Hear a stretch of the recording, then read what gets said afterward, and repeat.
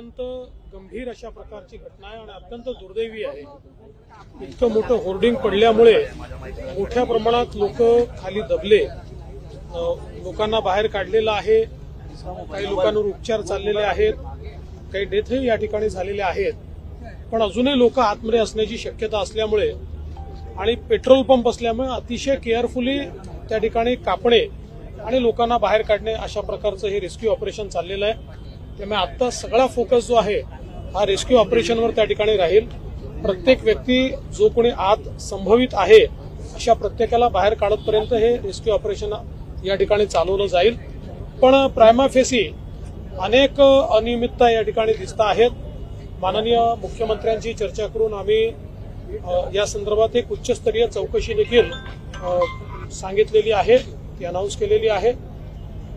अतिशय गांभीर्याने कोणी परमिशन्स दिल्या, त्या योग्य होत्या का, परमिशन्स घेतल्या होत्या का, एवढं मोठं होर्डिंग लावताना ज्यावेळेस अशा प्रकारची अनप्रेसिडेंटेड विंड येईल किंवा मोठ्या प्रमाणात वारा येईल त्याचा स्टडी केला होता का, अशा सगळ्या गोष्टींचा अभ्यास आता या ठिकाणी करावा लागेल।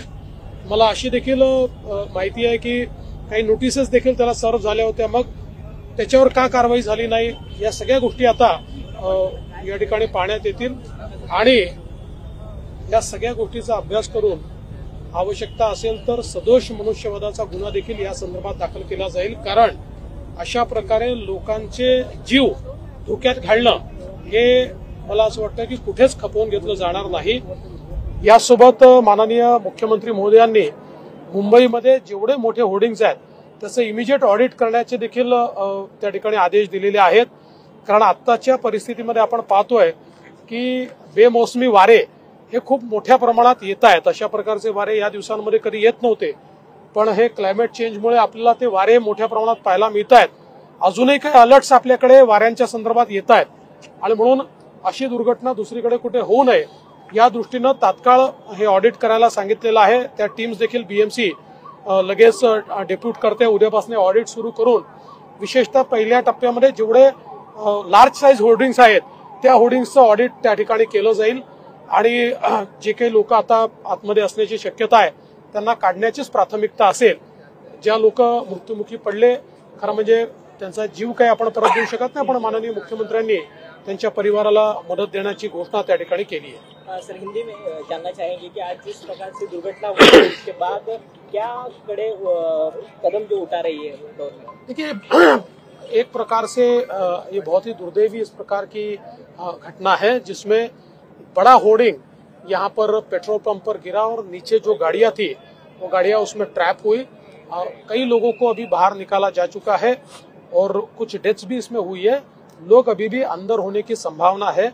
उस संभावना के चलते बहुत ही केयरफुली रेस्क्यू ऑपरेशन चल रहा है, क्योंकि यहाँ पर काट कर रेस्क्यू करना पड़ता है और पेट्रोल पंप है, इसलिए एक बड़ी रिस्क है। इसलिए उसको बहुत सावधानी के साथ जो फायर ब्रिगेड और बाकी सारा विभाग है यहाँ का वो उसको रेस्क्यू ऑपरेशन को अंजाम दे रहा है और जब तक आखिरी व्यक्ति को बाहर नहीं निकालते तब तक ये रेस्क्यू ऑपरेशन यहाँ पर चलेगा। मूल रूप से जिस प्रकार का ये होर्डिंग था और उसमें किस प्रकार की परमिशन उन्होंने ली थी कि नहीं ली थी, ये सारी चीजों की अब जांच होगी। और विशेष रूप से इतना बड़ा होर्डिंग जब लगता है तो विंड स्पीड का कोई स्टडी किया था, उसके बारे में कोई विचार किया था कि नहीं किया था, ये सारी चीजें हम लोग देखेंगे और आवश्यकता होगी तो एक प्रकार से इसमें सदोष लोगों को मारने का जो एक गुनाह है वो भी हम लोग दाखिल कर सकते हैं। क्योंकि अगर केयरलेसनेस हमको यहाँ पर दिखाई पड़ी तो मुझे लगता है कि उसमें किसी को छोड़ने का कारण नहीं है। इस प्रकार से आम आदमी का जीवन एक प्रकार से उसको धोखे में डालना ये बहुत गलत बात है। तो इसके ऊपर बहुत कड़ी कार्रवाई सरकार की ओर से की जाएगी। माननीय मुख्यमंत्री जी ने एक और बात के आदेश दिए हैं कि पूरे मुंबई में जो बड़े होर्डिंग्स है उसका एक प्रकार से ऑडिट कल से बीएमसी शुरू करेगी, क्योंकि अभी ये ध्यान में आया है कि बेमौसम जिस प्रकार से तेज हवाएं और तूफानी हवाएं चल रही है और मुझे ऐसा लगता है कि अनप्रेसिडेंटेड इस प्रकार का एक मौसम का जो बदलाव है इसके कारण भी एक खतरा खड़ा हुआ है और ये आज घटना हुई, ऐसी घटनाएं हो सकती है।